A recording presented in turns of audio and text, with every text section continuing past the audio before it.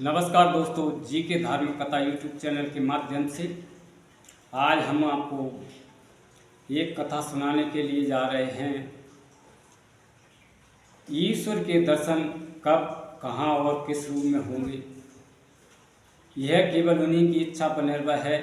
ये अनुभव किया था गोस्वामी तुलसीदास जी महाराज ने, जब उन्होंने जगन्नाथ जी के दिव्य रूप का दर्शन करने का संकल्प लिया। किसी भक्त ने भाव रोकर तुलसीदास जी से कहा, पुरी में तो स्वयं भगवान साक्षात दर्शन देते हैं। इतना सुनना था कि तुलसी बाबा की आंखों में राम भक्ति की ज्योति और तेज हो गई। उन्होंने तुरंत भक्ति के दर्शन, प्रभु के दर्शन करने हेतु अपना सफर आरंभ कर दिया।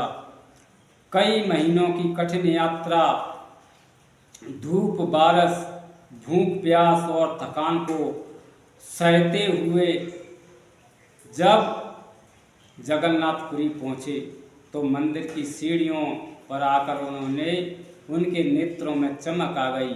अब प्रभु का दर्शन हुआ। मंदिर के भीतर प्रवेश करते ही उन्होंने देखा विशाल नेत्र, बिना हाथ पैर की अद्भुत दारू प्रतिमा। एक क्षण के लिए जैसे समय थम गया हो, उनका हृदय भारी हो गया हो, आंखें नीचे झुक गई। वे सोचने लगे, नहीं, यह मेरे राम कैसे हो सकते हैं? ये तो न हाथ हैं न पैर, ये मेरे मनमोहक श्री राम नहीं हो सकते। वो मंदिर के बाहर निकल आए और निराश मन से एक पेड़ के नीचे बैठ गए।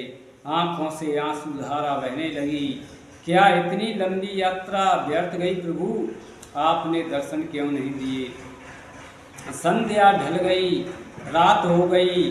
भूख प्यास से उनका शरीर कांप रहा था। तभी अचानक एक कोमल स्वर गूंजा, बाबा तुलसीदास, बाबा तुलसीदास। एक बालक थाली में भात और प्रसाद लिए आया। मैं बहुत देर से आपको ढूंढ रहा हूँ। जगन्नाथ जी ने आपके लिए प्रसाद भेजा है। तुलसीदास जी ने आंखें उठाई और कहा, बेटा, मैं अपने इष्ट देव को भोग लगाए बिना कुछ नहीं खाता। यह भोग तो मेरे राम को नहीं चढ़ा। बालक मुस्कुराया और बोला, बाबा, आपके इष्ट देव ने ही भेजा है। क्या आपने अपने ही मानस में नहीं लिखा क्या? बिन पद चले सुनई बिनु काना, कर बिन करम करई वेद नाना।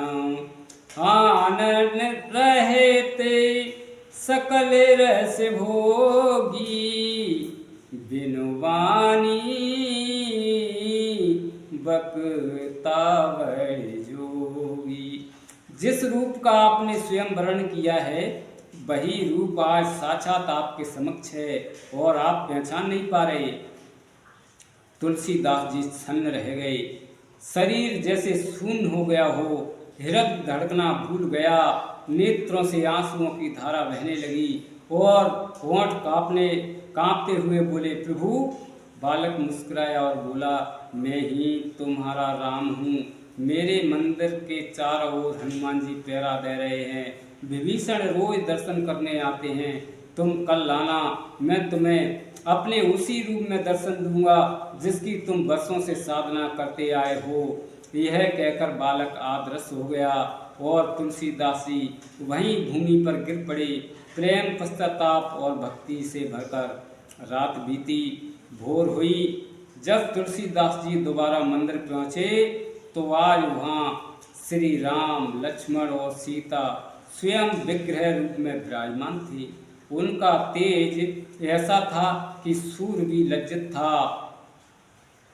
तुलसीदास जी रो पड़े, प्रभु, आप तो सच्चे हैं, बस मेरी दृष्टि सीमित थी।